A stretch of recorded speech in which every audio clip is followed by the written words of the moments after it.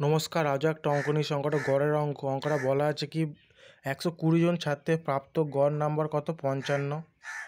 সফল মানে যারা পাস করে সফল ছাত্রের প্রাপ্ত গড় নাম্বার কত 39 এবং বিফল ছাত্র মানে যারা ফেল করে তাদের গড় নাম্বার কত 15।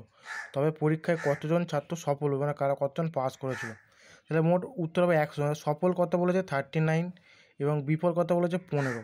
আর মোট কত ছাত্র গড় ছাত্রদের টোটাল দুটো ছাত্র মিলে মোট গড় নাম্বার কত 35। তার এটা আমরা মিশ্রণ গড়ের নিয়ম, কিন্তু আমরা মিশ্রণ পদ্ধতি তাড়াতাড়ি করার জন্য করে শর্টকাট পদ্ধতি।